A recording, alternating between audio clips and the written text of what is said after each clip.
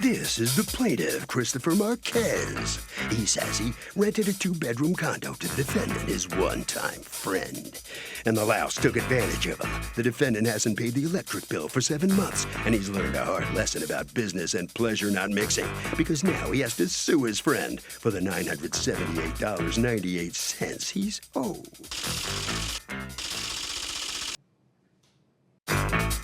This is the defendant, Brian Godwin. He says he signed a month-to-month rental agreement with his friend, and never was there any mention of him having to pay the electric bills. Besides, the place he rented had a mold problem. He never told him about it. Many of his things of his wife's were ruined, and there's no way he's going to pay for all these electric charges when there was never any mention of them in his agreement. He's accused of squeezing a friend for free juice.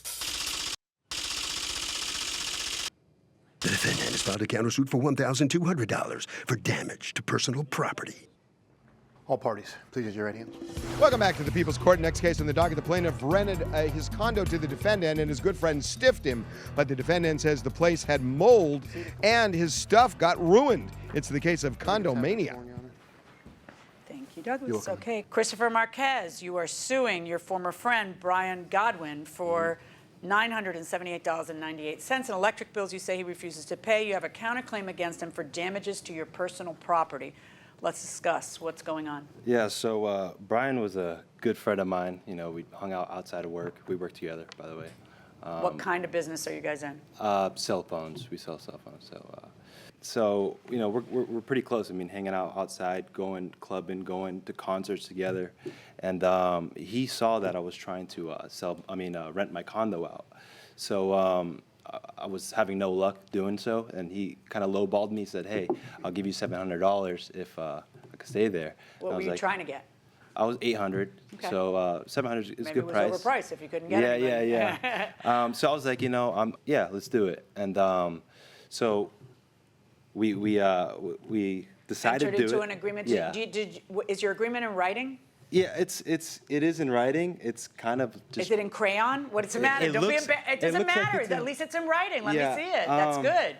To be honest, I don't even know if I have the Oh, that's kind of critical in the lawsuit. I have. Do you have a copy of it? No, they.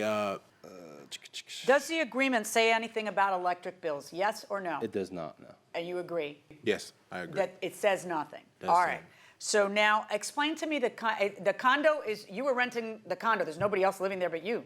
No, me, my wife, and my 2 children. Yeah, but yours, I meant. I'm sorry. Right. So it's not like you're sharing it with anybody else. Right, so if it doesn't say electric included, why would you believe the electric was included? I didn't believe the electric was included. So for the first month or 2 that we were there, I asked him, hey, when can we get this switched over into my name? There was nothing done about it. So. Well, you're the guy who switches it into your name. Well, no, he has to turn it off, and then I have to do it. So because he didn't turn off the electric on you originally, like what was happening all those months? When I went there, I said, hey, I'll keep it under my name so you don't have to put a deposit down. Yeah, that kind of makes more sense. That's kind of since you're friends. But yeah, so what happened the first month? An electric bill comes up and what? Electric bill comes up, and then he actually gets it in the mail because my mail was still going to him. And then he gave it to me, and I'm like, hey, you owe me this amount. And then he's like, yeah, I'll pay it. You know, he pays the rent, doesn't pay me the electric. And I'm like, all right. Next month goes by. Probably shouldn't be saying this, but we made a bet on the Patriots Super Bowl game. He pays me, it was a $300 bet. He pays me that, so I'm like, he might be short on cash. I don't know his financial state. But you don't say anything? But no, I said, hey, you owe me because Patriots did win. Oh no, I don't mean about your bet that we don't want to talk about. I meant about. They did win, but I was like, hey, you owe me $300 on top of that, like for the electric, on top of what you owe me for the bet. And what did he say? And he says, you paid $300, so he didn't say, hey, what do you mean? I know, and then you let it go again. So how long did you let it go? So, and then in February, that's when we had a mold issue, and that's when we actually stopped talking. In total, he didn't want to talk to me. How did the mold issue? Where are you guys from? Florida, so it's very humid. Which town? Ocala. Okay, so how did you get the mold issue? What happened? So when I was renting the place, I had a mold issue, and I asked around. I asked the home association, and they were saying, hey, you need a dehumidifier because it's real moist in here. Why doesn't the AC handle it? I'm not exactly sure. I don't know. So did you put in a But- dehumidifier? Yeah, I put a dehumidifier. So I asked my neighbor, and she's like, we put a brand new AC unit, and the same issue's happening. So there's a dehumidifier there when you rent it, right? Right. And does he tell you, dude, you got to run the dehumidifier This because is exactly the conversation we had the night that I came over and signed the lease. Just use this just in case it gets too warm in here. That's warm. exactly what Dehumidifiers aren't for warmth; they're for moisture. Exactly. That's Well, what he said. Okay, but you a Florida boy? Right. Okay, so you know a dehumidifier is not for warmth; in it's all for my moisture. 20 in all my 26 years of living in Florida, never have I ever had a situation like this before. In any event, tell me about what happens in February. Is it? With the mold outbreak. Yeah, yeah. So so there was mold damage done prior to that. It was like a couple pair of shoes. My wife let me know about it, and I was like, you know, Chris is a cool guy. I'm not gonna make a big deal about it. Throw him away.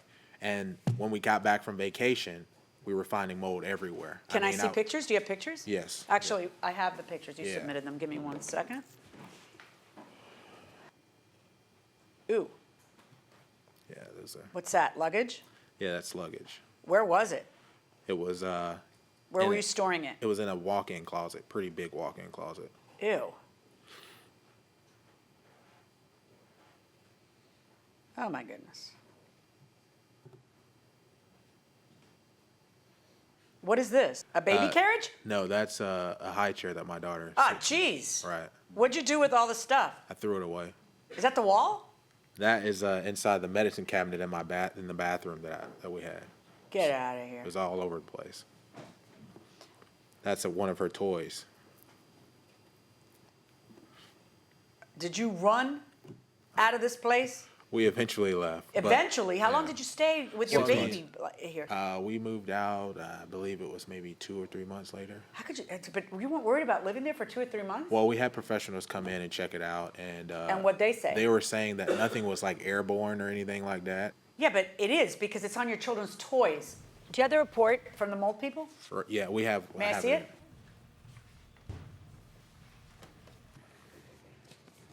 So at some point you decide you don't want to deal with them directly. The whole thing is too awkward. Are you still working together? Oh, yeah. Yeah. Oh, get out of here. How often do you have to see each other? Every day. But do you have to talk to each other for work? Not at all. No?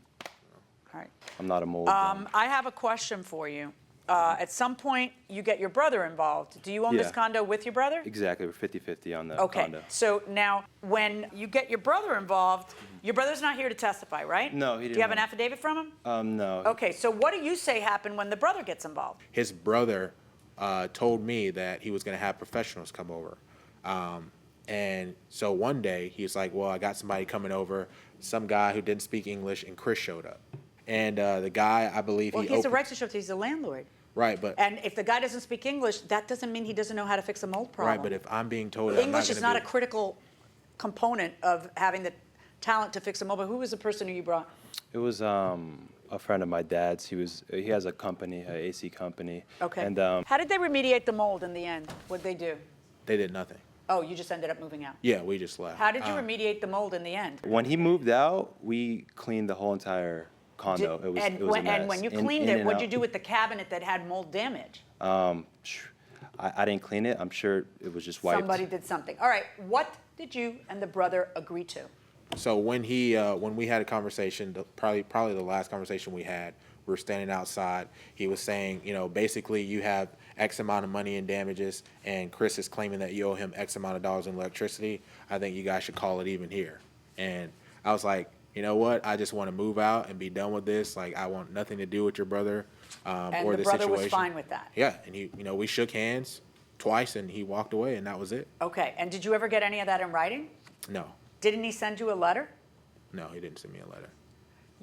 Once again, you have the evidence for his case. Do you Yeah. have a letter written by your brother to him? Yeah. So. Can I see the letter? Absolutely. Are you Yeah. serious? So would you rent an apartment to a friend? I would if I really trust them, But you don't know until you know, right? I guess. Yeah. Would you?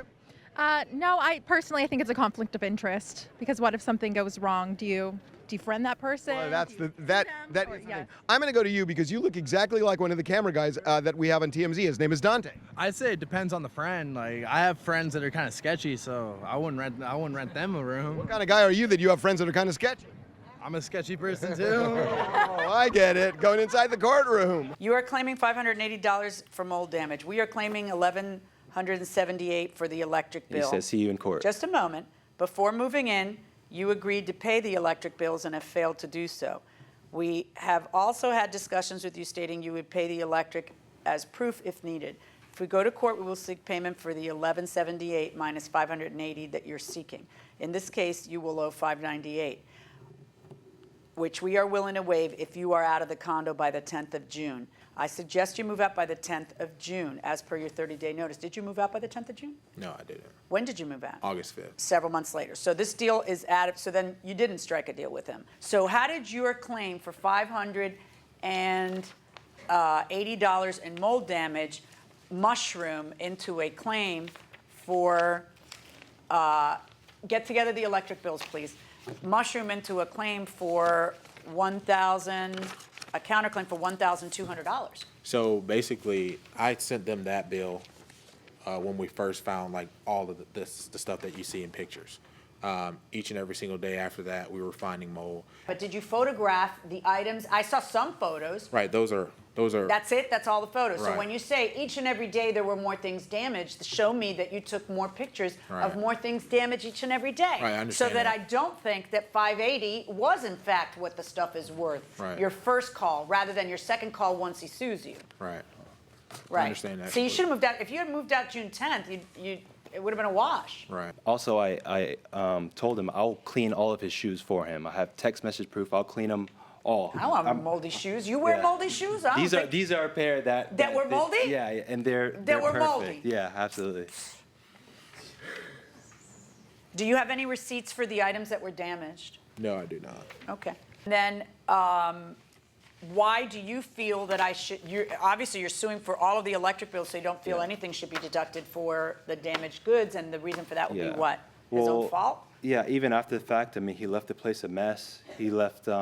Oh no, I need to see that. Do you have pictures of how he left the place a mess? No, I do not, but I do have a text message saying that he left his queen size mattress and a box spring, so we have to pay to remove that. Did you leave the queen bed? Yes, yes. All right, so I am looking at the electric bills, and I'm looking at what you originally claimed was the damage for the mold. The damage is disgusting, and it's a lot of stuff that has mold on it. You know, does that mean it has to be thrown out? Yeah, in my book it does. I don't want to wear shoes that were moldy. I offer to clean his shoes. You know, what's the value of that luggage that I'm looking at? It's not exactly, Louis Vuitton. I mean, you know what I mean? But you had a figure of 580, and I'm willing to work with the 580 because I'm sure that there was cleaning involved, while you were still having to live there with a mold issue, and that's worth something. So I am willing to live with that 580 that you cannot prove, and that would then leave you still liable for electric to the tune of $598.11. I'm going to add to the $598.11 another $50 for removal of property that's left behind, which means then that I'm finding in favor of the plaintiff in the amount of $648.11. And that is the sum judgment in favor of the plaintiff, which takes into account his lawsuit against you and your counterclaim against him. That's my verdict. Good luck, gentlemen.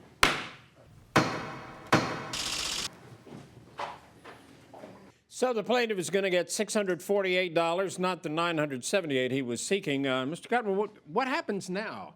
You're still working together at the same company, right? Just move on. That's it. That's all you can do. I mean, you okay with this? Absolutely. I mean, what I meant is you're still going to be seeing each other at work and everything. Doesn't You bother don't talk a lot now? You haven't been? Don't talk at all. Don't talk at all? Right. Does it make it difficult, Doesn't at all. No? You okay I'm with actually it? doing pretty good at work. So And so the court case won't affect this at all? not at all. Okay, all right, very good. Thank you very much. You must sign some documents. The order's that way. Now here comes Mr. Marquez. You feel the same way? Yeah, I think it's pretty fair what you ruled. So, everything worked out pretty good. I'm happy with the $600. That's it, man. All right, carry on. Okay, thank you very much. Harvey? Okay, Doug, here's the deal. Small claims courts are different from other courts. In small claims, judges can do what Judge Milian does a lot, which is rough justice. In other courts, courts that are bigger, that for more money, you have to prove every penny of damages or you don't get it. And that will do it for this case. Litigants for the next case on the way into the courtroom right now.